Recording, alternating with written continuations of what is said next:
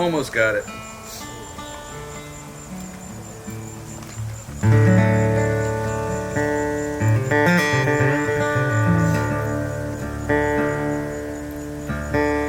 That'll work.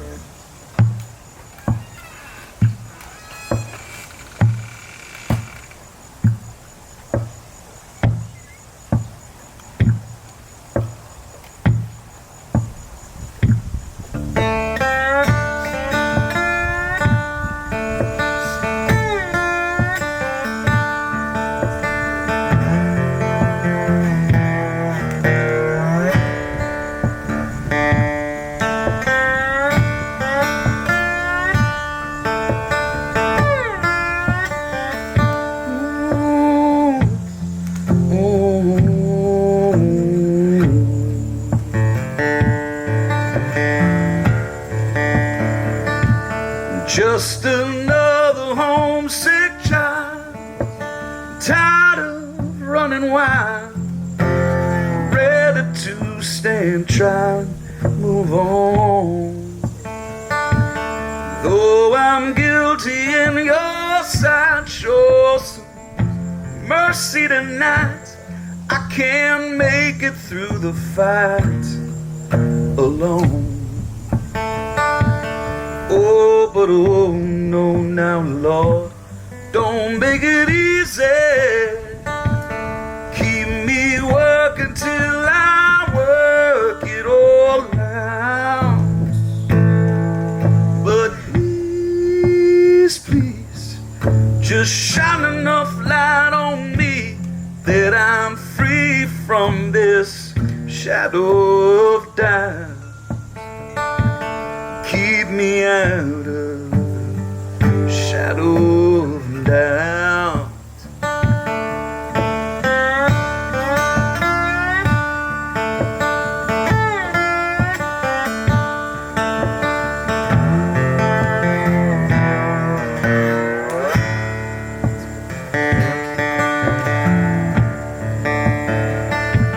As I'm trying to make some sense of this world I'm up against, Lord, I know my best defense is your love.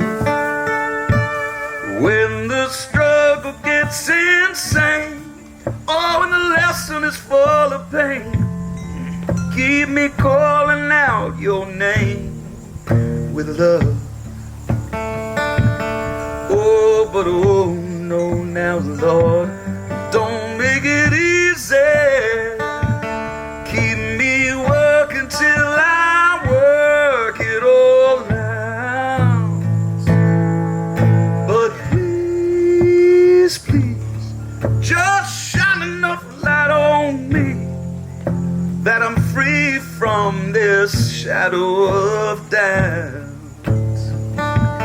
Keep me out of the shadow of doubt.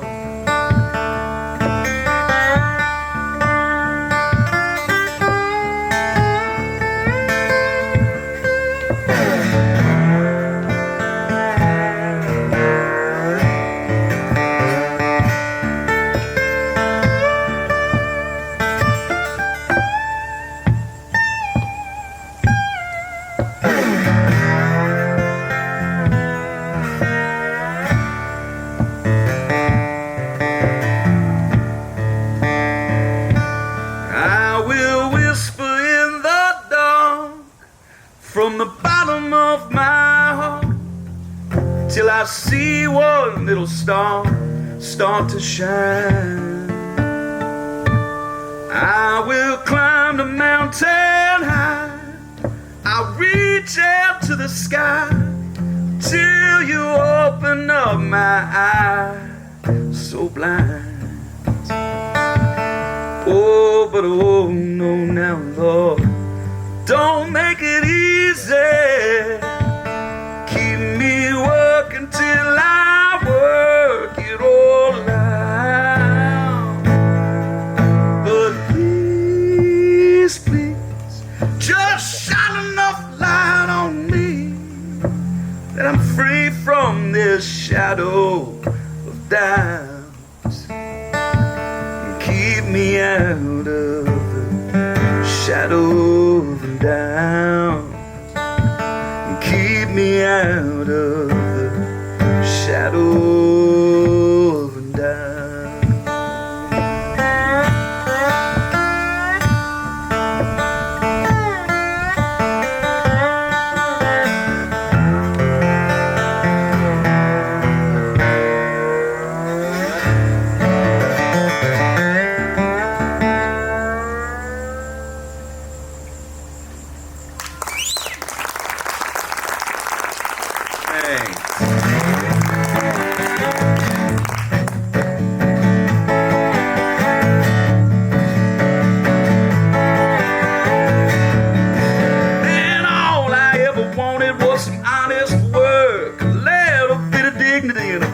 Who ain't a jerk, someone to come home to, someone to take out the simple kind of pleasures. That's what I'm all about. Independent contractor, 18 wheels, got a little taste of how freedom feels. They grow everything that's green in California, yeah. Sometimes you gotta hustle to earn your pay, but I got a flat tire and a heavy load. Supposed to haul it in 3 hours ago.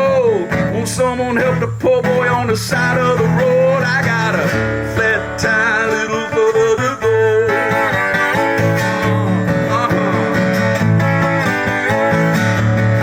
Man, I leave in Santa Rosa with a truck full of plums and some mystery boxes. I don't know where they come from. I don't ask questions, so I cannot lie about the drop-off, the payload, the reasons why. I think everybody needs a little relaxation. Hey, if it comes from the ground, then who am I to say? Driving, I'm making good time. I see 50 pounds of rubber banging off of my side, and I got a flat tire and a heavy load. Supposed to haul it in 5 hours ago. Won't someone help the poor boy on the side of the road? I got a flat tire, a little further to go.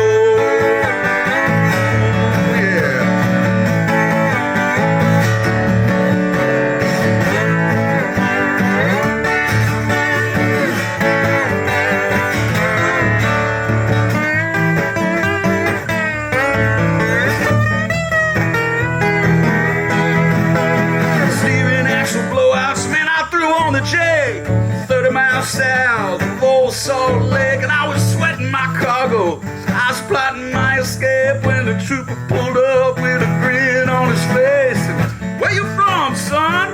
What's in the trailer? Agriculture stuff from a Golden State wholesaler. Open up the back while we're waiting on a tow. I get a little bit hungry driving up and down this road. 20 minutes later, he throws me back my keys. He says, I hope you don't mind. I grab me a handful of these, and then he tips his hat and says, have a nice day. It's just another afternoon in the USA. Flat tire and a heavy load. Supposed to haul it in several hours ago. Hey, the trooper helped the poor boy on the side of the road. He had a flat tire, little further to go.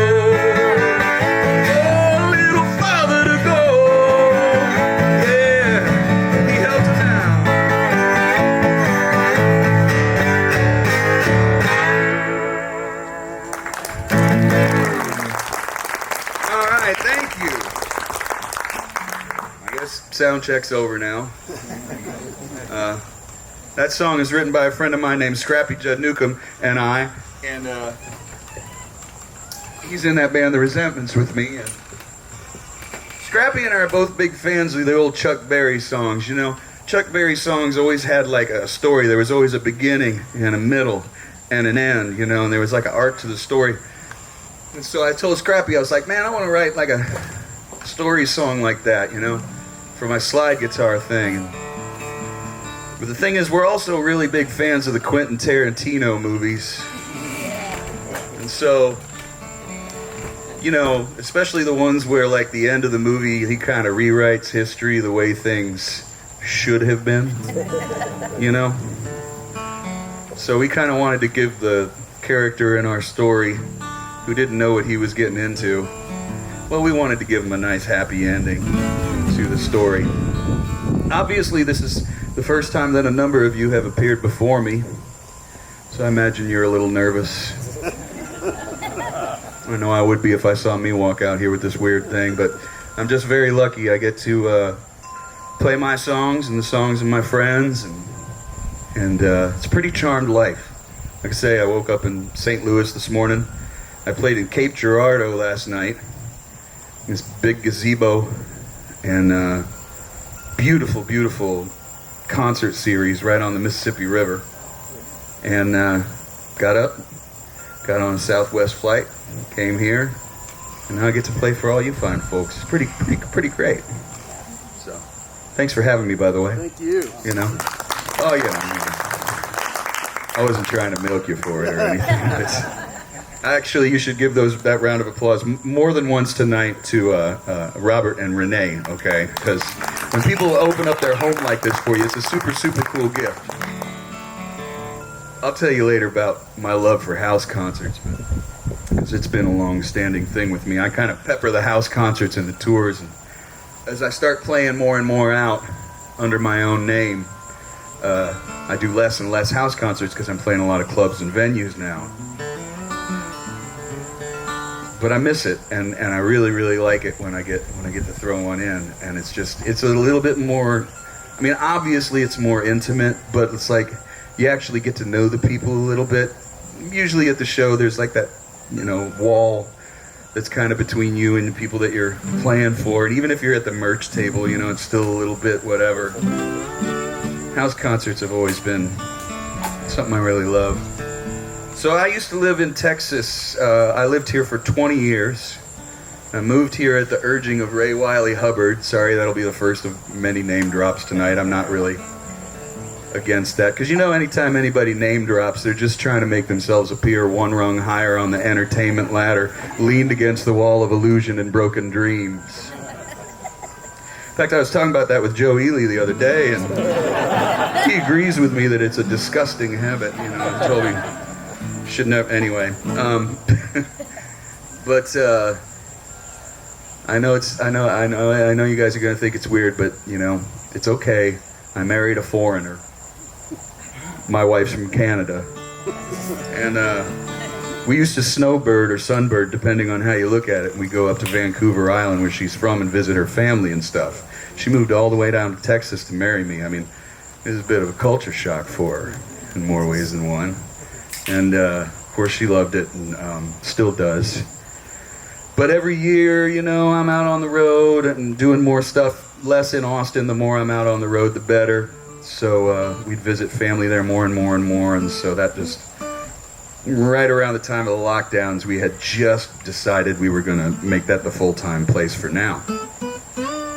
And it's kind of an adventure. I've been landlocked every place I've ever lived in my life. I've never lived on the water.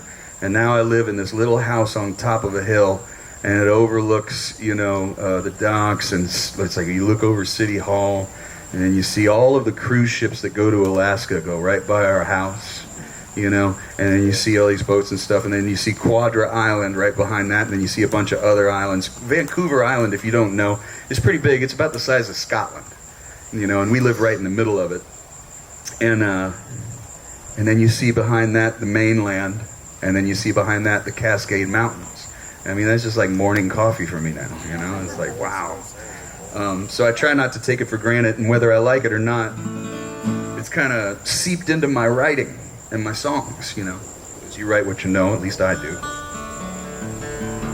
So one day I'm looking out the window and I'm thinking about this character, this guy who just kind of wants to just maybe jump on a ship and stow away a little bit and kind of see how far he can get, But not go so far that he'd be too far away from the ones he loves if he wants to get back. So this is a title track to my latest album. Came out in September. It's called Alone at Sea.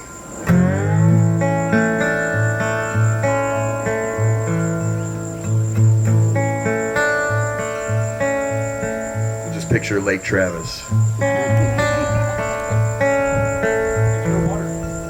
There's still water in it. Tugboat, fisher boat, sailboat, yacht, freighter dory, skiff or barge, where are you going?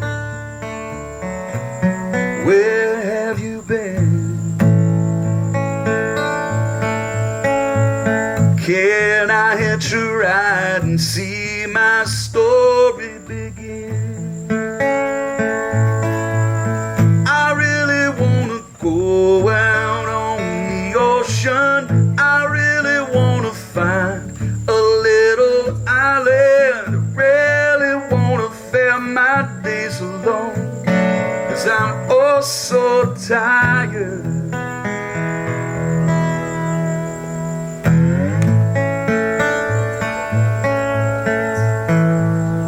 Sunlight shine on snow-white sail, and cool breeze of warm winds never fail. When all is said and done, I still should have a little fun.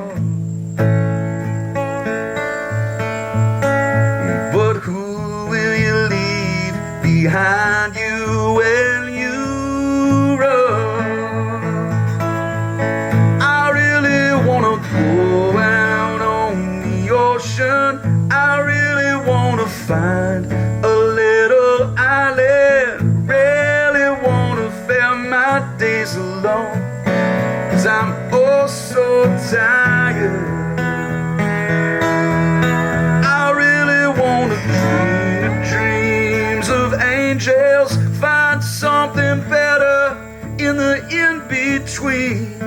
Really wanna be okay being alone at sea.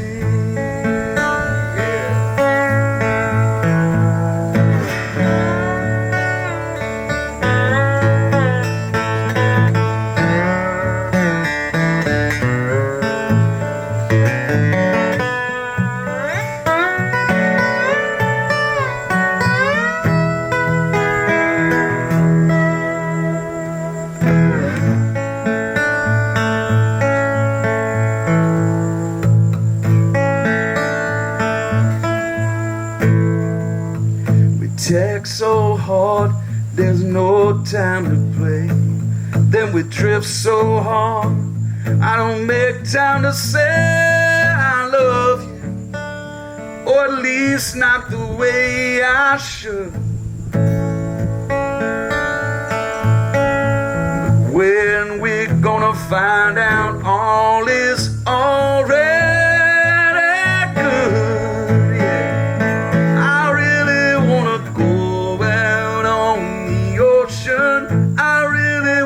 find a little island. Really wanna fill my days alone, 'cause I'm oh so tired. I really wanna dream the dreams of angels, find something better and the in-between. Really wanna be okay being alone at sea.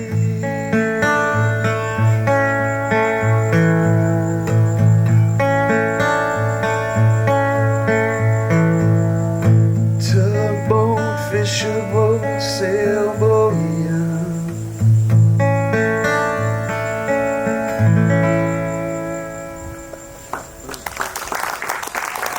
Thanks.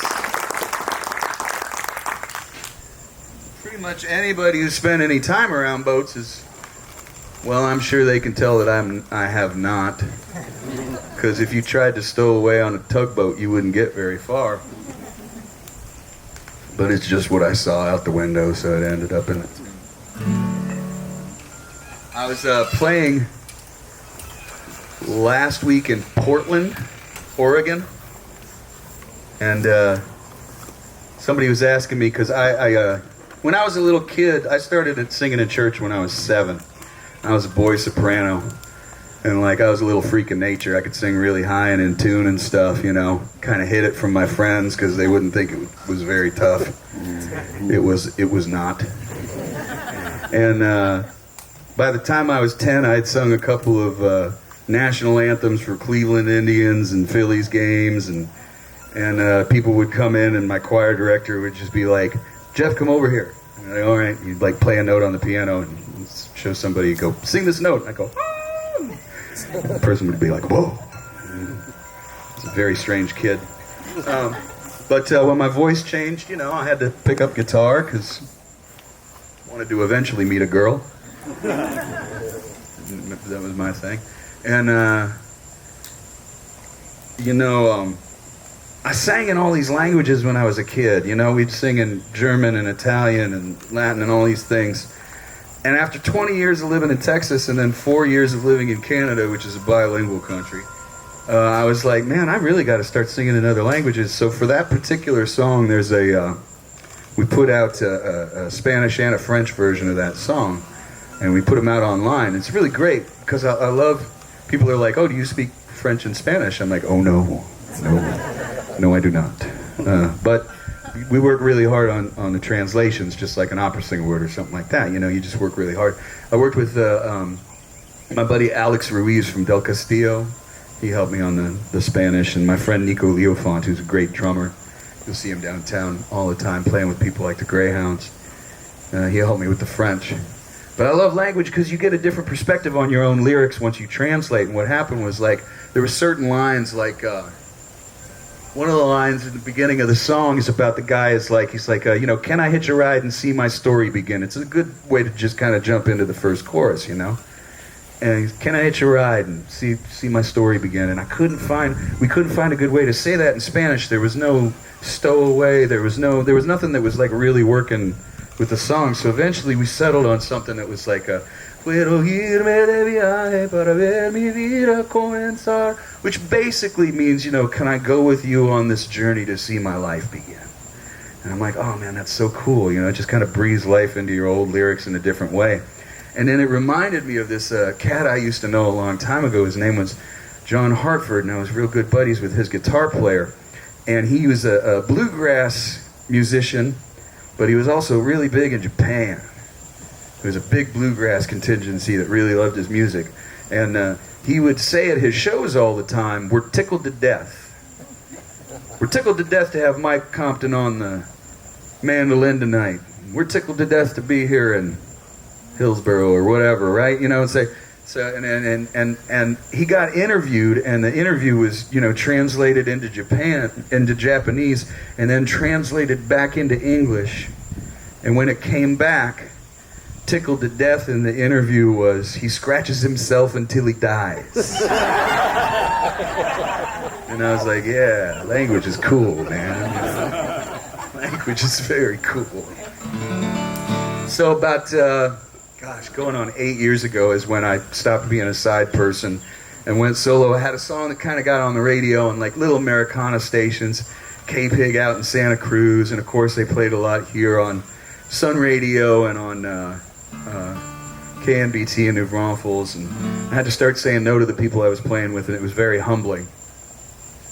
And those of you who haven't seen me before, I can tell this story, but it's a good one. Sorry, guys. But the two people who've seen me here.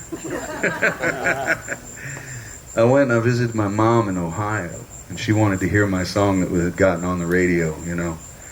And I was like, oh, Mom, that's kind of a sad song. I don't want to. We was just sitting around in her living room. She said, no, I really want to hear it. So I played the song, grabbed a guitar from the corner. I didn't have a slide. I put it on my lap, and I grabbed like a butter knife, and literally, to play the slide.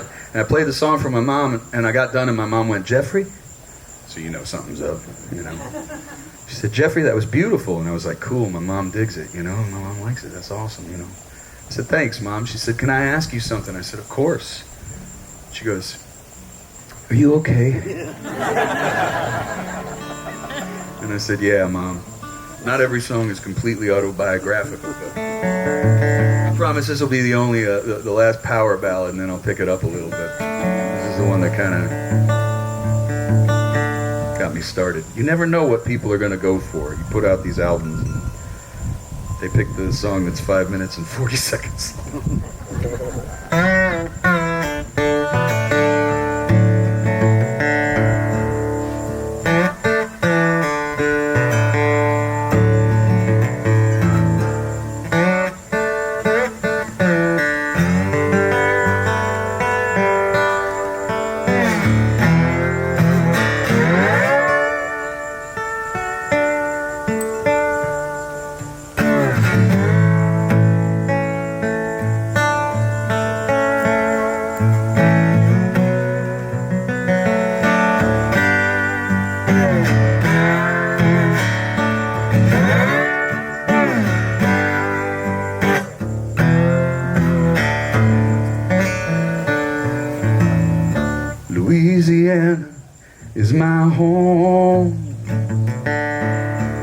drink my whiskey all alone. Temptation got me on the run, but mama's son don't hurt no one.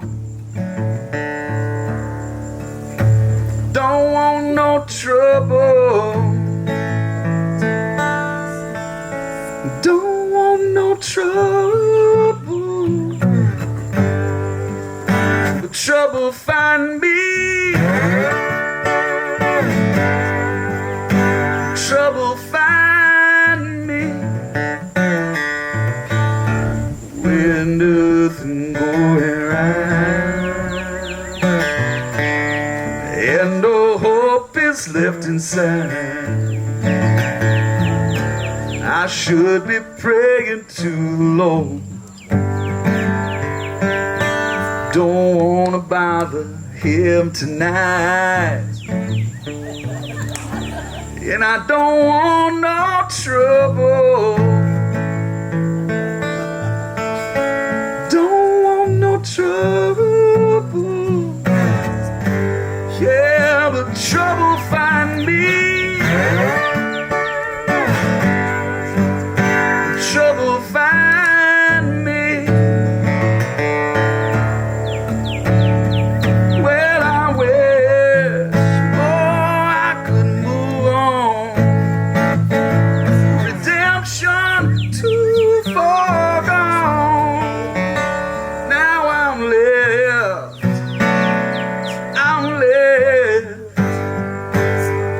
with an empty bottle and an aching head. You don't ever wanna be where I've been or will be. 'Cause when I'm down, and I'm always down, it's trouble find me.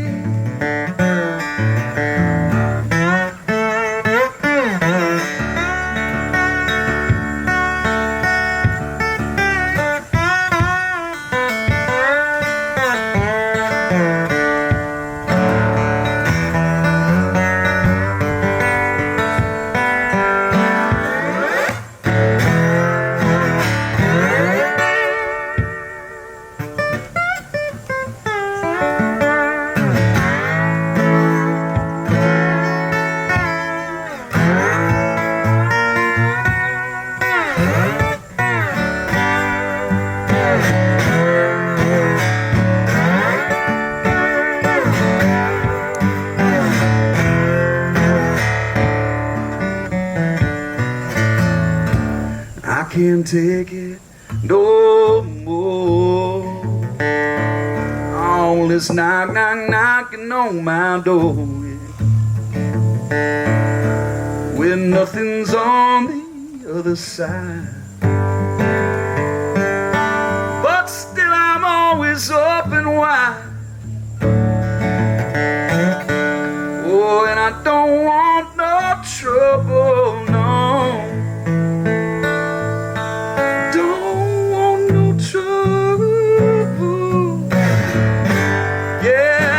Trouble find me. Trouble find me. So come on, trouble find me. Yeah, trouble find me.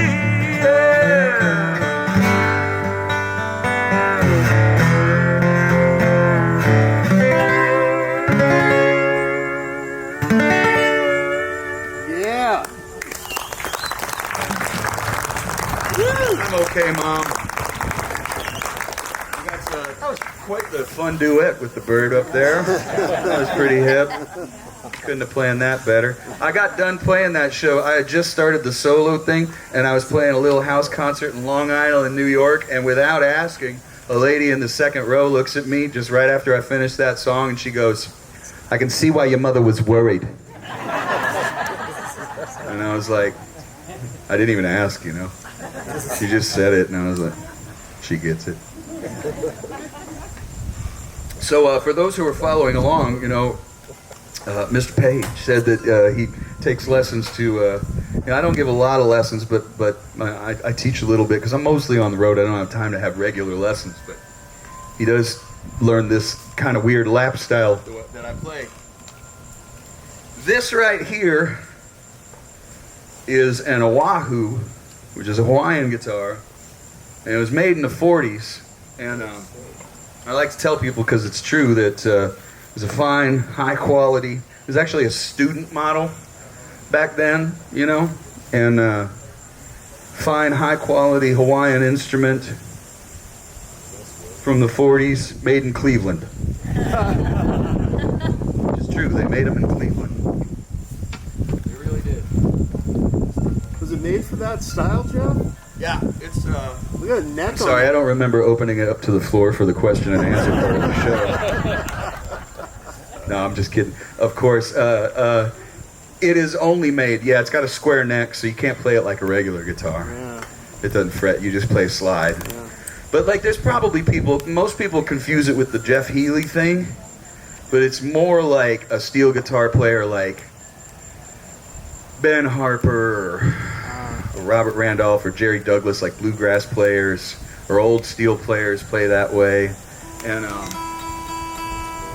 then there's also this entire sect of like gospel churches from Florida and from upstate New York, and they're called Sacred Steel, and they're all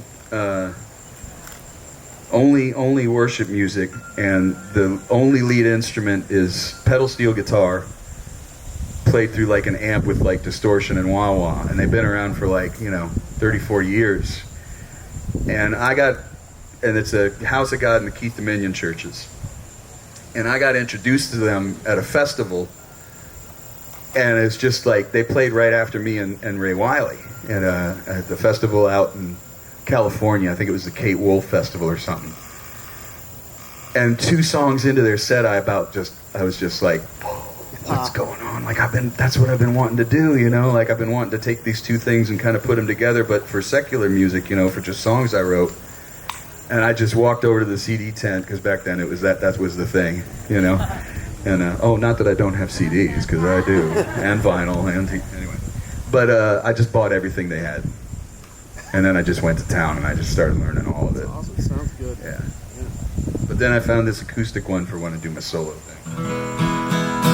All right, I promised I'd pick it up a little. I think after this,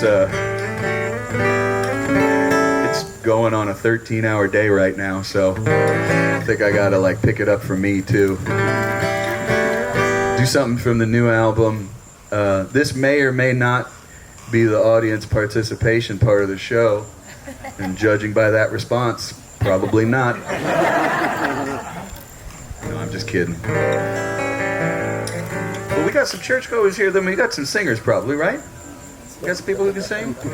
Or who at least have fun singing? Okay, we got a way in the back. You said, don't tempt me, is that what you said? You don't want Cape Girardeau to put you to shame right now, do you? Or Seattle or Portland. They all sang pretty well on this, so. This is a new one. It's kind of a fun one from the new album.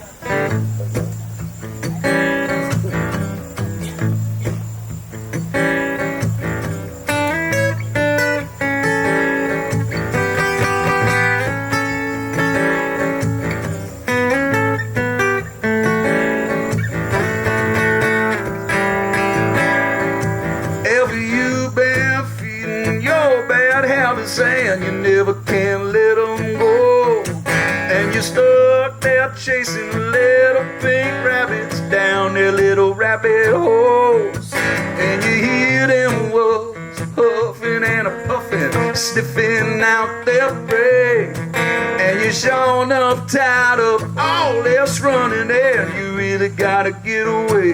Here's your part, let's try it. Oh my, do a little dancing. That's the whole thing. Try it with me.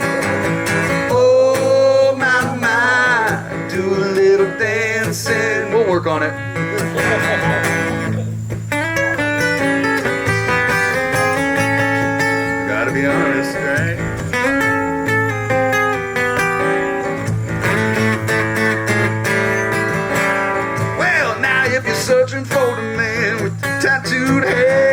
gotta get your head on right.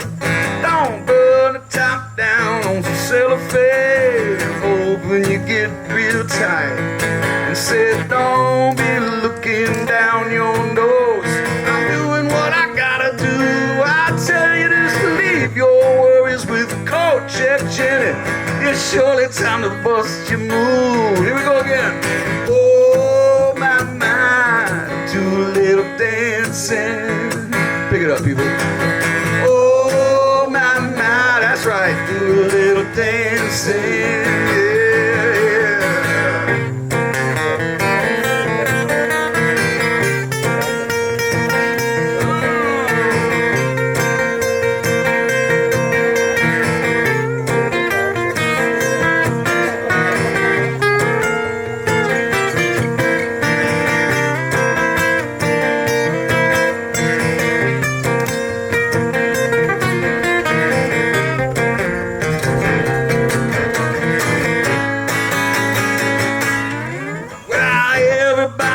The joint is jumping, you know we're letting go and we're feeling free.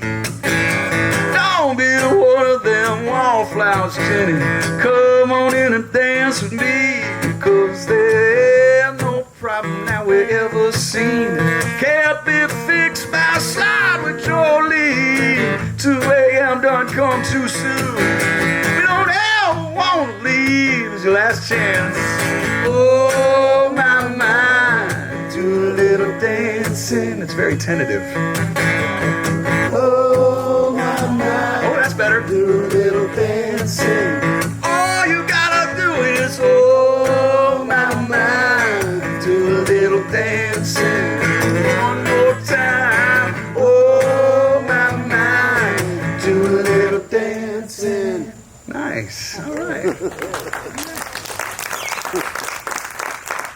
That's the best it's ever been done. And I'm not just saying that because I've got CDs and t-shirts for sale. It's the best it's ever been done. And I have some vinyl and yeah. So, you know, it's funny because some nights I'll be doing that. Now, y'all were a little tentative at first, but you got into it. Some nights I'll be playing that and I'll tell that joke, because you gotta have like one joke to remind people of your merchandise. Now that people don't buy music much anymore, we gotta become a little bit more of a t-shirt salesman. And it's important. And so, you know, one well-placed joke to remind them, and that's enough. Otherwise, you start feeling icky. And because you're there to play music, and at least for me. But some nights, you know, I'll get done with that song and I'll think, I won't say it, but I'll think it.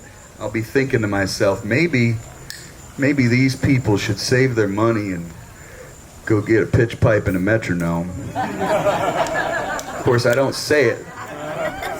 I just think it. Never would say it. But I'm thinking it sometimes. Sometimes I'm thinking it. Oh, you know what? Before I forget, Robert had some requests of some very old songs of mine. And I'm going to see if I remember them, because that'd be fun. Why not? Setlist is only there to have something to deviate from anyway. You know? Are we doing all right so far? How you guys doing? It's great. Yeah? You having an okay time? What are you going to do when I say that now? You'll be like, go away. Let's see. You asked about the lights. Yeah, this is a song that I was running I just moved to Texas, and I was playing with Ray Wiley and a few other people, and a buddy of mine had been running an open mic, and he said, "You want to take over this open mic, man? It's $50, and everybody gets 3 songs, and you get to practice your tunes if nobody's there." And I was like, "Yeah." And so I took the gig, you know, and there was a little more to it than that. You know, people can get very territorial at open mics in Texas. This was in New Braunfels, Texas, at an old place called Sanger Hall. And by the end of it, though, we had turned it into something really, really beautiful, and I really loved it. Like, you know, Ray would come, and Susan Gibson would come. A young Ryan Bingham used to show up and before he could even play. And like, I remember seeing Ryan a few years ago. We were playing at like a Beto rally or something. I was sitting in with the Flatlanders, and he was like, "You were really cool to me when I sucked." And I was like, "Man, everybody has, everybody's got to start somewhere, I can't say I saw it. I did not know he was going to turn into Ryan Bingham. I had no idea."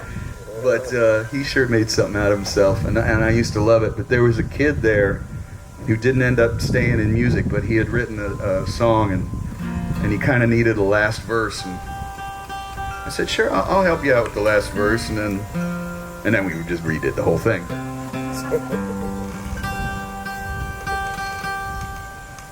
Both of us kind of, we have different ideas about what this song is about. And that's the beauty of songwriting too, is that it's just to make it just vague enough that people can put themselves in it, but interesting enough that they can see the picture in their head, And some songs you just don't want to see the picture in your head. This might be one of them. Okay, let me see if I remember this for you. Yeah, this could be his.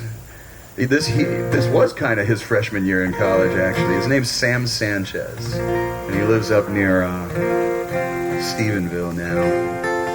All right, so I'm gonna try and remember this for you. So.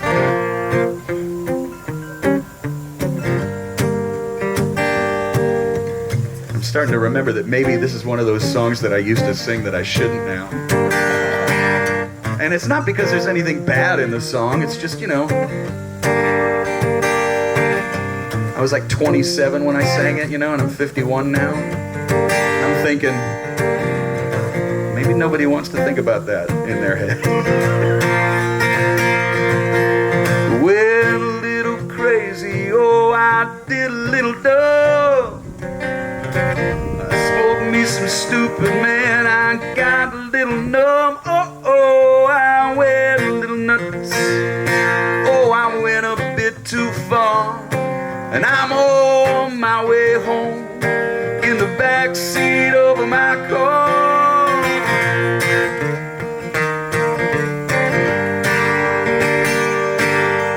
Whoa, whoa, whoa, whoa, whoa. Somebody turned out the lights.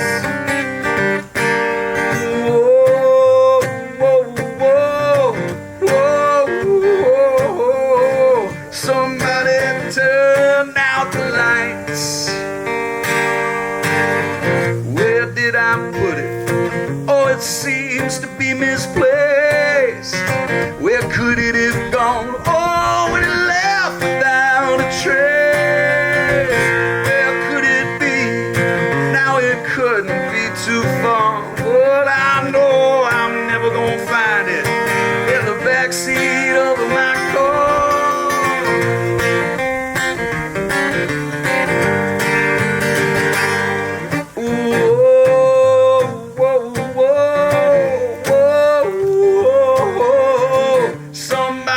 Turned out the lights. Whoa, whoa, whoa, whoa, whoa. Somebody turned out the lights.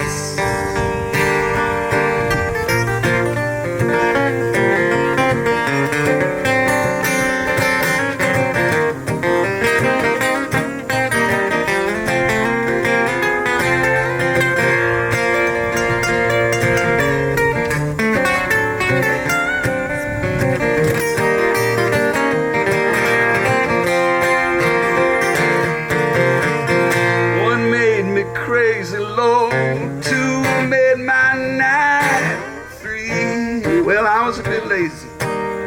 4 was out of sight, and 5 was my best. But 6, I went too far. 7 and 8 found me.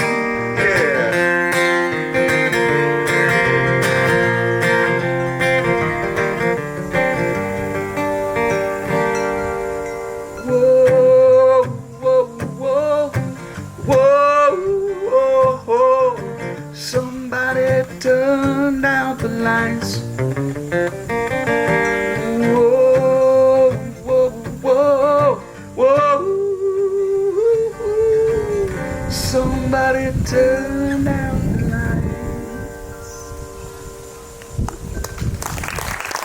What a strange little song.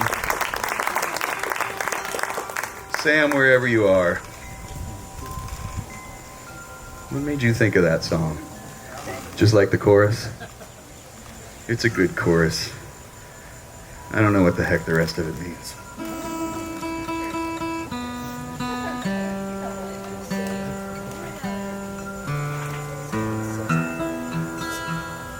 So I mentioned that I don't mind name dropping. So here they come. I haven't really prepared this part of the show, but it's going to be weird. I kind of feel like playing a song that I co-wrote with Ray, because when I did my Sleeping Dogs album, an album back, Ray was like, hey, I heard you're making an album, and he called me. He was like, you want to write something? I'm not stupid. I was like, yeah. So we, sat down and we wrote a song together at his place, and I drove out to Wimberley and we wrote a song. And we'd written before, so it was pretty easy going, pretty fun, So the album comes out, and Rolling Stone Country says it's one of the top 10 Americana songs to come out that week. And I was like, oh, wow, that's pretty cool. But then I'm like, the number one song that came out that week, in the article in Rolling Stone Country, it said, Jeff Plankenhorn's slide guitar and Ray Wiley's gravelly voice make for an incredible duet. And I was like, this is kind of weird, And it's like, okay. Then I go out and I play the song, and without Ray, and something's missing. It's like doing Islands in the Stream without Dolly. Not sure who I am in that metaphor. I'm pretty sure I'm Dolly, which is cool. Dolly Parton's cool. But anyway, so we write the song, we put it in, and then, but the thing that was really funny is we're going to have to get a swear jar just for one word, because the number one song that week was a song called Asshole. I'm not kidding. Now, do you guys remember a song called Asshole? I don't remember a song called Asshole. So I kind of figured it was kind of a pay-to-play thing, you know what I mean? Like my publicist knew somebody, and that's how we got in there. It wasn't really, and now it's just like every time a friend of mine puts out a new record, it's like, I got it, Rolling Stone Country. And I'm like, oh, you poor guy. I remember what that feels like. It feels real, but it's not. But I love writing with Ray, and not this song, but thanks to Ray, I got my first song on a major label, because on his latest album, we co-wrote a song called Groove, which is a different song we wrote, and Kevin Russell from Shiny Ribs sang it with him. And then this week, I have a song on the new Fastball record, which is really cool too. They're a band from the 90s, you might remember, with where were they going without heaven? Anyone could see the road that they walked on the face. That song. They had a couple of hits, but they've been at it ever since, and they're still a great band. I wrote a song with him. And my last humble, not humble at all brag of the evening, but I want to tell you because it's really cool, is the last gig I had as a side guy was Joe Ely. I used to play with Joe, and so I played on Joe's last two records. And then in 2016, I went solo. I got a call a few months back, and his wife said, hey, I heard you're going to be in Texas. Would you come in the studio? Joe's making another record. I said, of course. She planned it out. She saw she looked at my schedule. She knew I had a day. So I came in, I recorded with Joe. We did a whole new album, and I played on about half of it. And it just came out. It's called Driven to Drive. And Joe's just one of the best people in the world besides being a musician. I've been very lucky, the people I've hung out with and played with. And I try not to take it for granted. But then, a week ago, Sharon called me, his wife, and she said, hey, I'm going to send you a digital copy of the record. I want you to hear how great you played on the record. I was like, oh, that's really sweet. No one's ever done that before. That's particularly thoughtful. She must really dig it. And so I listened to the first song. The first song is Joe and Joel Guzman, who's an amazing button accordion player, just incredible cat. And I'm like, oh, that's a perfect way to start the album. And then on the second song, I hear my slide guitar, and I was like, oh, cool. All right, on second track, I start listening to it, and Joe sings the first verse. I'm like, this is a down and dirty blues song, you know. And then all of a sudden, I hear this other voice, and I go, oh, man, that's Bruce Springsteen. And I was like, I weaseled my way onto a Bruce Springsteen cut without even knowing it. Thanks to Joe Ely, I'm on a track with Bruce. And I mean, I can't say I played with him because it was like 2 months later he sent in his vocal, you know, but there's these people that I played with over the years. I try not to take for granted how lucky I am in these great stories and where stuff comes from. But Ray and I had written this song about sort of about the struggles of any artist, you know. Because, I mean, it's a charmed life. We whine about it, you know. Like you hear, I joke with my friends about not wanting to be a singer-songwriter anymore. That's my word, singer-song, yeah, right? Because it's like, you know, people pay $20, $25 to see you, and then you just get up on stage and you whine about your problems. And it was like, no, I'm kind of happy. It's kind of, my life has turned around for the better. I got married, I got cleaned up, I got a solo career. Nice. So we had to like start writing different kinds of songs, but every once in a while, well, I can go back to the dark period if I feel like it. So here's the song I wrote with Ray. You can pretty much tell it sticks. I like to say it sticks out on the album like the sore thumb of Delilah. Sore thumb on the hand of Delilah. Because it sounds like a Ray Wiley tune.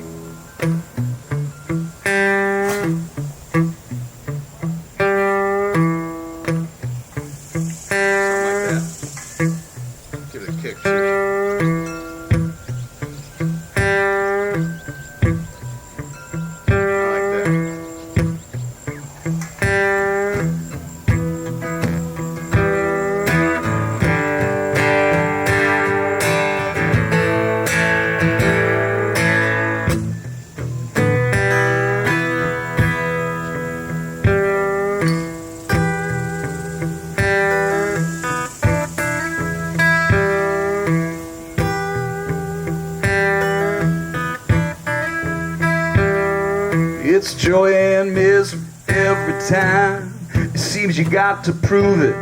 It's like an old cat having kittens. You just crawl under the porch and do it. You're spitting out words a whole lot fast, and you can even write them down. And every time you got to believe it's a sermon on the mount. Tooth and nail, fireball mail, a runaway train in a driving rain. Oh, coming off the rail.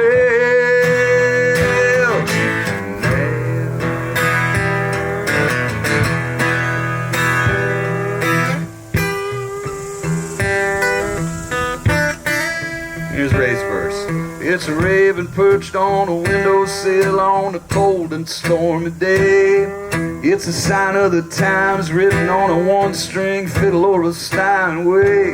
It's a mandolin in an angel's hand playing the record 9 to 7.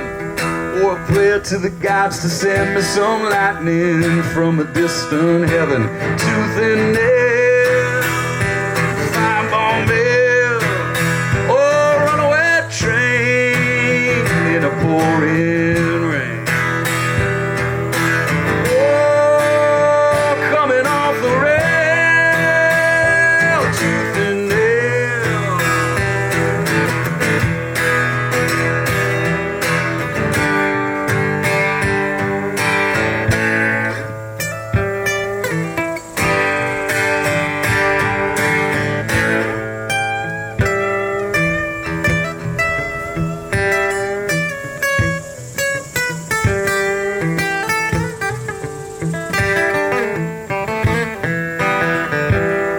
This Rexall quarter on Saturday night with young Hayes tending bar.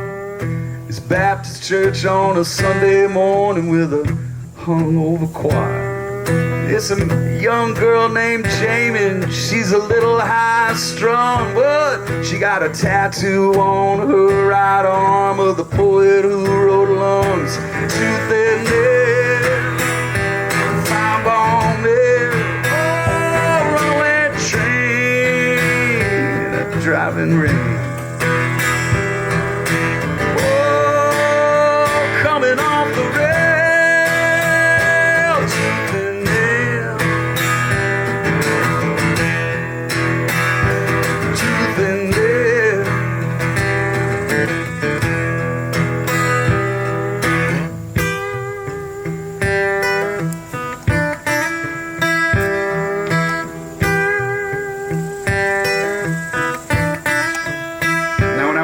this up in Canada. I have a band up in Canada that I can use on gigs, you know, when I'm playing festivals on the island and stuff.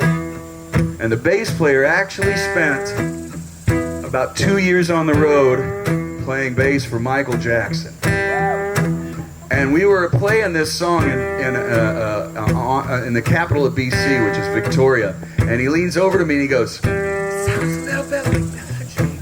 And I was like, "What? I couldn't hear what you're saying." He goes, "It sounds a little bit like a slowed down Billie Jean." And I was like, "Huh."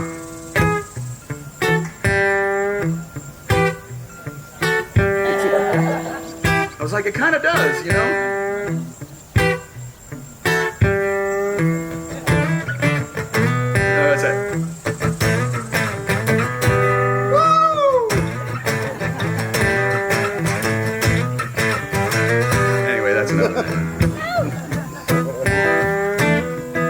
I still haven't told Ray that yet. He'd get a kick out of it.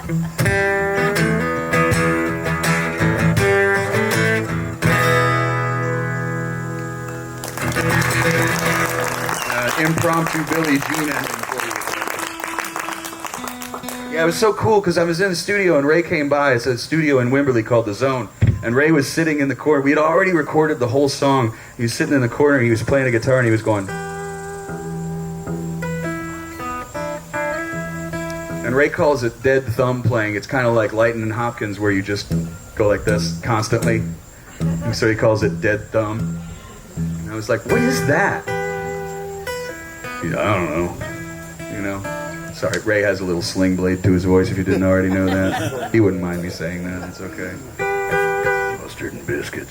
He said, "I don't know." I said, "Man, go in there. That's so cool. There's no acoustic guitar on the track at all." So we made that like the hook, you know, for the song. And then he came out, and I was like, "You want to sing on the chorus with me?" He's like, "Okay." And he went in and sang on the chorus, and it sounded really, really good. And I was like, "You want to take the second verse?" And then so it's like I do a verse and he does a verse and then we split back and forth. It's pretty cool. And then the guy had the nerve to, like, his next album was all duets. It's Ray Wiley with Larkin Poe and Ray Wiley with Patty Good and Ray Wiley with... He said, "Well, thanks a lot, man." There's a song that I have I'm going to play for you right now. We're probably almost getting to the point where I've fulfilled my contractual obligations for the evening. No, not yet? Okay. Okay, the boss says no. But we'll keep going for a minute. But I hate to wear out my welcome, and I always like to, you know, hopefully you want a little more at the end. This is a song called Sleeping Dogs from an album called Sleeping Dogs. And you know, it's just we wrote this song and went in the studio the day Tom Petty died, so it's kind of like just a good old rock and roll song, you know? And I had written it with a completely different thing in mind, but then we went in and Tom Petty had died that day, and it was like, okay, well, it just all these things started creeping in. I'm not even like that big of a deal of Tom Petty, but then I started listening to him more kind of like, man, whether I knew these songs or not, they were sort of in the back of my mind because they were sort of like the soundtrack of your life. You know, you remembered all these different things that had happened when, you know, whatever, Free Fallin' or any of these songs, and the buddy that was co-producing my album was a huge Tom Petty guy, and I was like, yeah, I like it. You know, I had never bought an album or anything, but it doesn't matter, because anytime you do that and you go in the studio and you think, I'm going to do something that sounds like Tom Petty, invariably people are going to come up to you and go, wow, that's really cool, it sounds like Elvis Costello. They never get exactly what you were thinking, but that's cool that they like it in any way. It doesn't matter. It's like if they hear anything that they can connect to, those all say this song also. It's like I thought it was a rip-off of a Toots and the Maytals song, you know, the reggae band Toots and the Maytals, and because it's got like a, so it kind of sounds like it is you. Oh yeah. It kind of sounds like Pressure Drop. But then we went in and my co-producer was like, okay, we're doing reggae? I was like, oh, no. I was like, no, we're going to do like a rock version of it, like the Stones would do or whatever. And then people come up and they're like, oh, I love that song, that sounds like Buddy Holly. And it's like, cool, oh, okay. I never thought of Buddy Holly. But this song got played so much on Austin radio that a manager, not my manager, so you may have heard it, you may have not, whatever. Another manager came up to me and he goes, "I'm really sick of hearing that song on the radio." And I was like, "That's pretty cool." I've never had that happen before. But all I really wanted was, my wife and I are dog people, you know. We got rescued. We always got a rescue, you know. And we had this rescue named Oscar. We got from Austin Pets Alive. The other one we got from Safe Refuge. She's from Gonzales. And but Oscar's from Austin Pets Alive. He was sort of a Corgi Terrier mix. So he's like a little loaf of bread with legs. You know what I mean? His middle would go like this when he walked, you know. And he was completely convinced that he was the queen's dog, you know. He knew he was a Corgi. He knew he had the big tuft, you know. And this guy just had so much personality, and he picked me, like, you know how dogs do. So I just wanted an album cover that you looked at and you wanted to pet it. So we did this giant close-up of Oscar's fur. So there's nothing but fur on the cover. And then like an eyeball that looks like it's just about to fall asleep, you know. It's like just getting tired. And then if you look in Oscar's eye, there's a picture of me playing my slide, like real deep. And then you turn around, the album, it's Oscar's butt. Because I know how to market. People like dogs. That has nothing to do with this song at all. But it always makes me think of Oscar because of the cover. Used to worry about everything, what you thought, what you think. Now I know I do what's right. I let the sleeping dogs lie.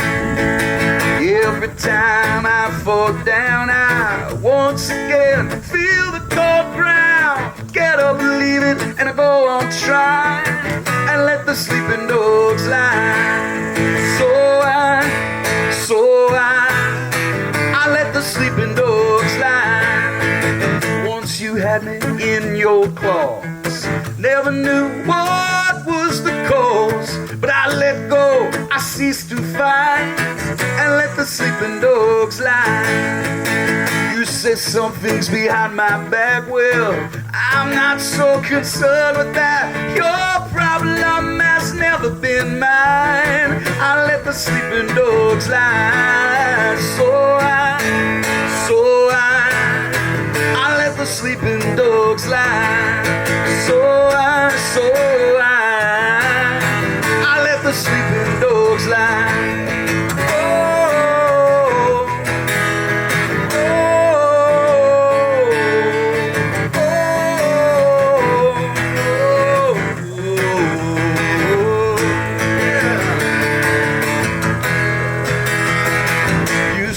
For someone to blame, so actually I've lost the game. No, my tears come from my eyes. I let the sleeping dogs lie. I see it clearly coming through the mist, where to finally be done with this. The illusion of power, it fades with time if you let the sleeping dogs lie. So I let the sleeping dogs lie. So I let the sleeping dogs lie. So I let the sleeping dogs lie. We all get the idea by now. She has a heart so true and kind. What I love is a beautiful mind. All them troubles we leave behind, and let the sleeping dogs lie. Hey!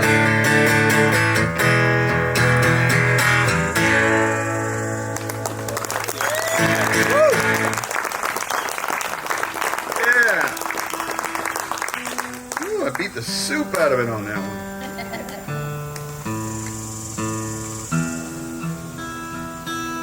Crazy. This guitar stays in Texas, and I'm thinking about, I have a full guitar arsenal. Thank you. That's another one of my words. If you credit me if you use it. In Canada and one here, and I keep a storage unit even though I don't live here anymore. I'm here enough. Got a little storage unit down off of Slaughter, really William Cannon. keep a bunch of guitars and some clothes, and I got to keep a car here and stuff, and so this guitar stays here. And when I moved to Texas, all I had was 2 slide guitars. I didn't have a regular standard guitar, and a Geo Prism. You guys remember what a Geo Prism? Those too young, a Geo Prism is the kind of car that if you accidentally hit a mailbox at 10 miles an hour, you might die.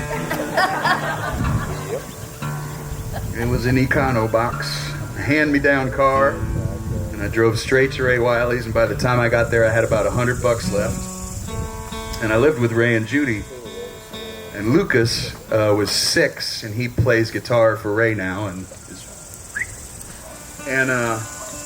after a couple of months of me paying my rent by taking the trash all the way down the winding road to the gate, Judy was like, well, you're going to have to find a place. You got some gigs now. You're going to have to go find a place. I said, all right. And I found this little shack down the road in Wimberley, Texas, from where they lived.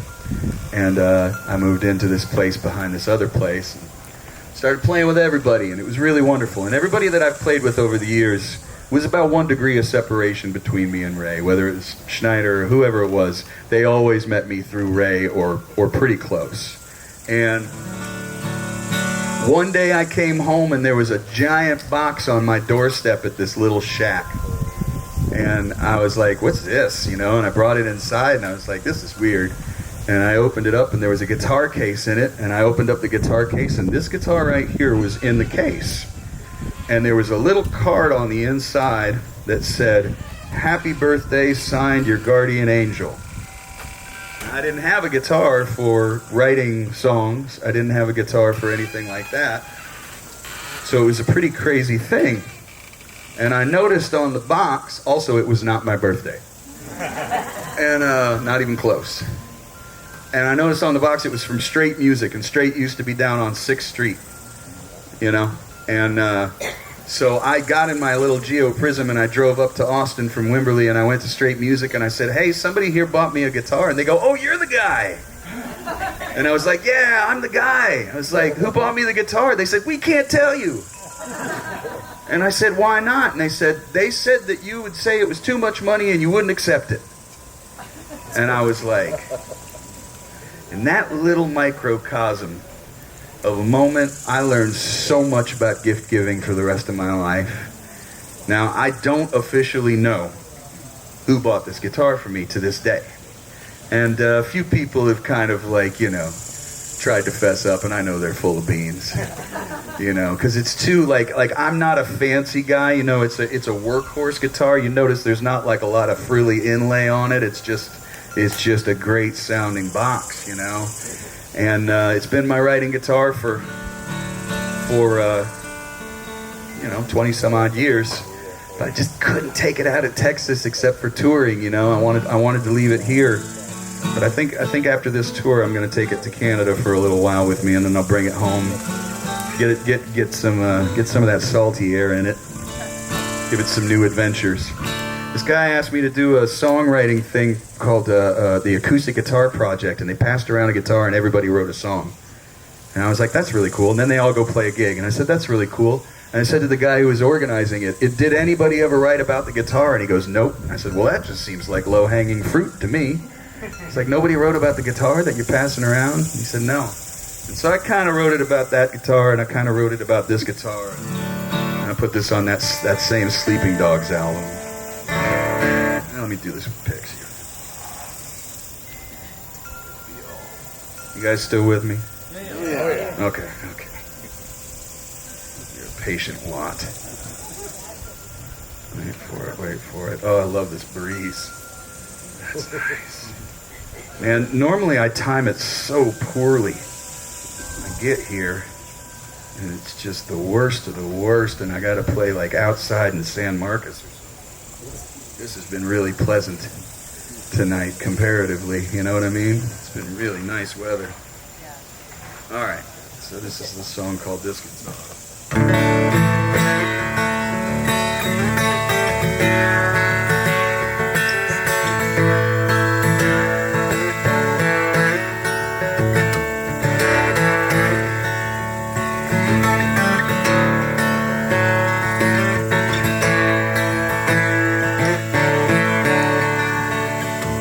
This guitar has been around, it's traveled hard, gone town to town. It's seen some hard times, oh, it's seen some lies. It's told the truth, fought the good fight.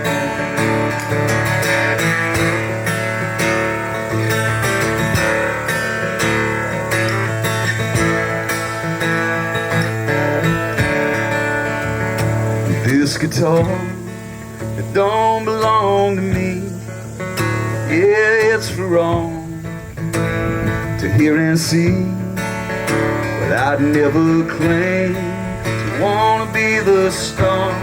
Oh, and I owe it all to this guitar. 'Cause when the melody moves you and you wanna sing along, this guitar brings you in to where nothing's wrong. Oh, to make the night shine brighter, or tear the clouds from the moon, this guitar will be your guidelight and get you home soon.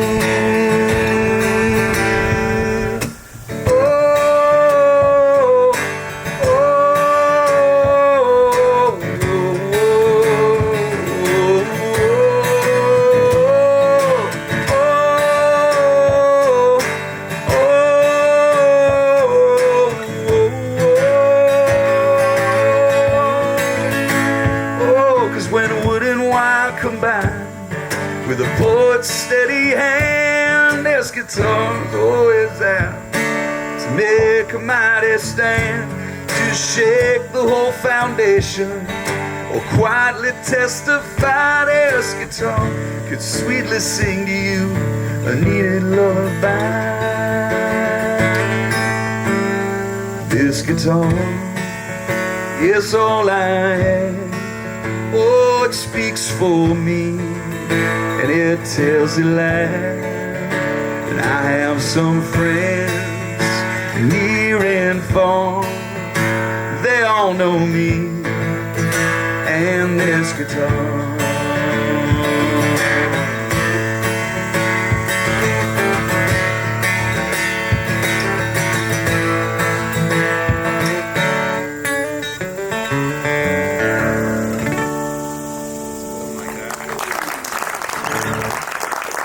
Thanks. All right, we'll play just a couple more here.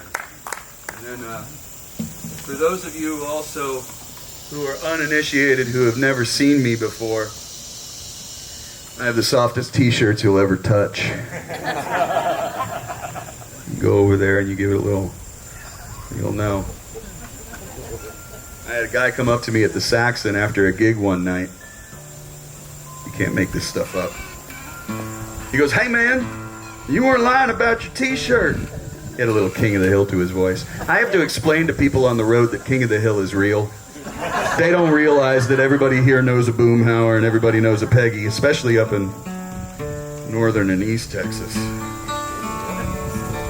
Like, yeah, that's real, you know. Those are real people. But, he said, "Hey man, my wife, she loves your t-shirt." I said, "Oh, that's really cool." He said, "She sleeps in your t-shirt every night. She says she gets the best sleep she's ever had because of your t-shirt." I said, "Well, that's really nice." He's like, "It's like you're in bed with us every night." And I said, "Man, why'd you have to make it weird? Everything was cool up until that point." He really said that. But it's true. Oh no, I was going to tune for this. I'll tell you what.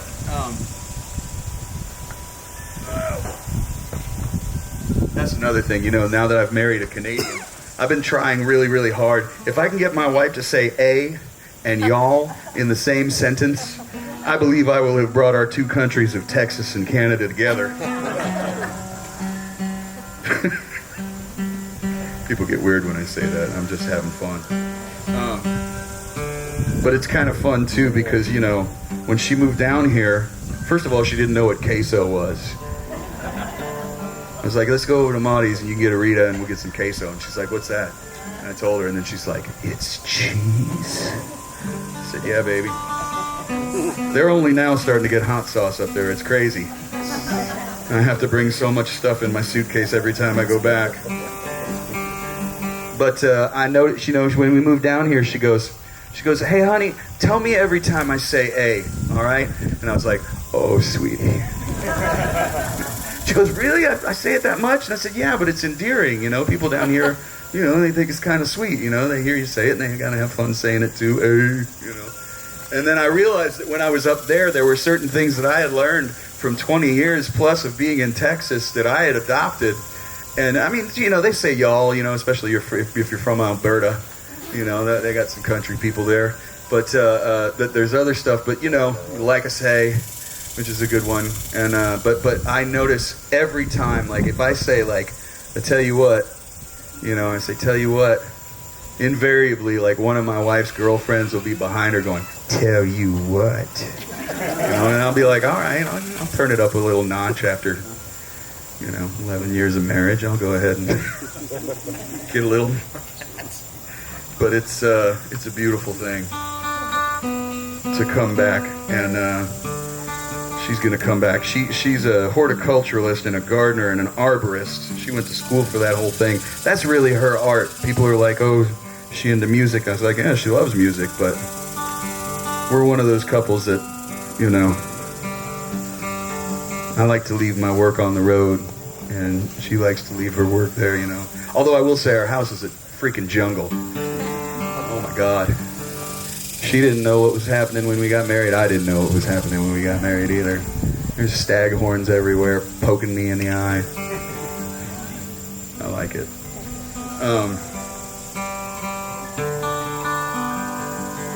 She'll be back down when I do my... I'm going to do a big band gig at the Saxon Pub next month and have a couple of really great guests. There'll be surprises. A little too big of names to put on the old marquee. And then I'll come back in October because I always do a crazy Halloween gig here. They used to always want me to do Christmas gigs, you know, and I was like, it's not really my jam, you know. It's like, I like it. My Christmas was hard. I had a single-parent mom. It was real tough when we were growing up on her. Now I love Christmas. It's really fun because I like to call my Canadian family surprisingly functional. They are surprisingly functional. But I do a Halloween gig every year at the Saxon. It's called Dr. Plankenstein's Halloween Horror Show. And usually we have about 30 guests, and they all play one song with the band, and it's pretty intense. And we get some pretty big names, so that'll be fun. She'll come down right around there. The one thing I miss the most, besides playing in the Resentments when I'm away from Texas, like I was talking, you know, when I came in, you know, Robert was playing some music, Robert and Mike, and they were playing some music, and I was like, the coolest thing about where we live here is that I was listening, I was like, oh, that's Ian. And then I was like, oh, it's Schneider. You know, I played with him for 4 years. And oh, that's this. When you go to other towns, you know, and you go to a gig, you don't hear everybody you know. You don't hear, like, the people that you grew up listening to. You don't hear, you know, you don't hear, like, that. And, like, that's just such a wonderful thing about Austin and the hill country and Texas in general. I've never lived in any place in my life that's like here that way. It's really cool. I think most people try not to take it for granted. I certainly do. But we do this thing called the Purgatory Players on Sunday mornings. After every musician plays on Saturday nights, we get together and we all go to the backstage at the El Mercado South, and we play whatever we think is gospel music that week. And I mean it. One person will play like a Staple Singers tune, and one person will play like a Neil Young tune, and I'll play a Stevie Wonder tune.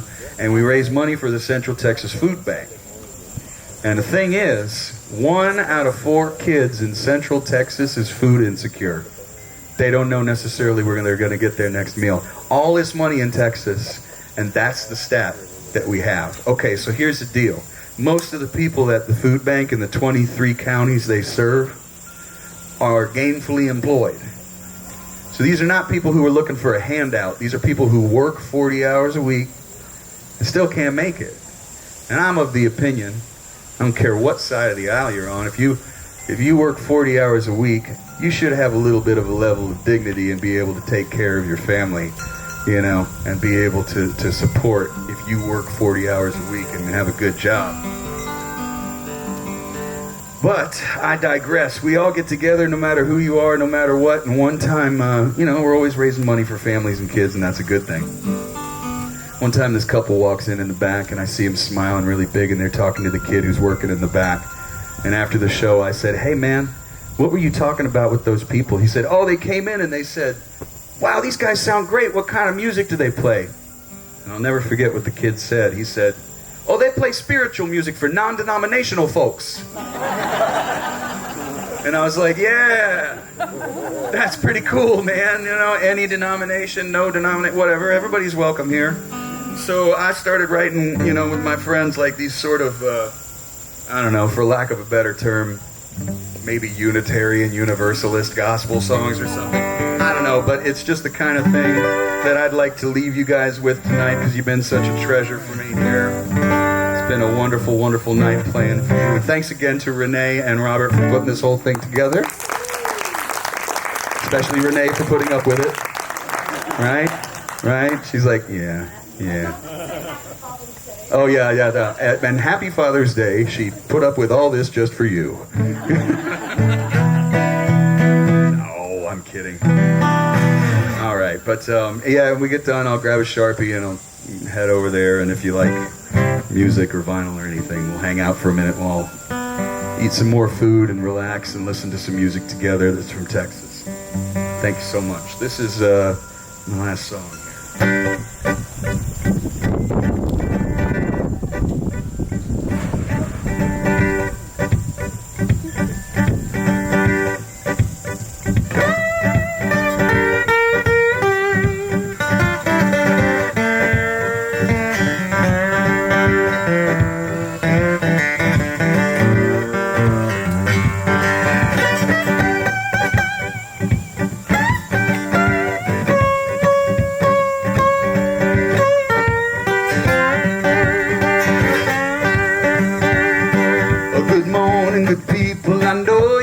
Troubles you think you can outrun your fate.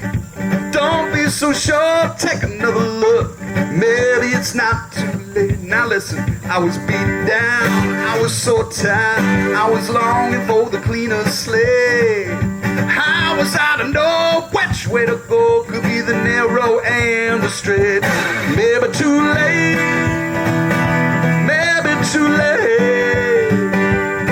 Well, you've only got one life to contemplate. Maybe it's not too late.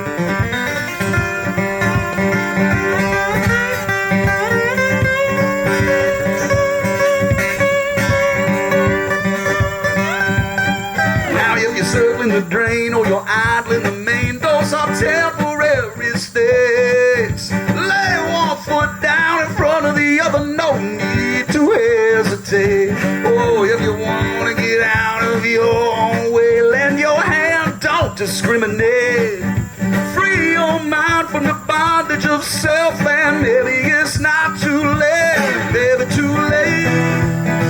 Oh, maybe too late. Go down by the river and let yourself contemplate.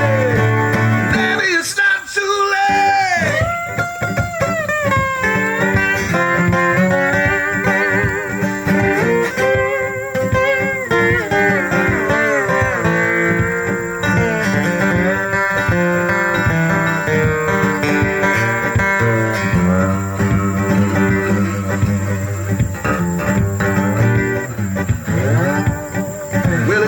Sometimes a second chance is left you stalled at the gate.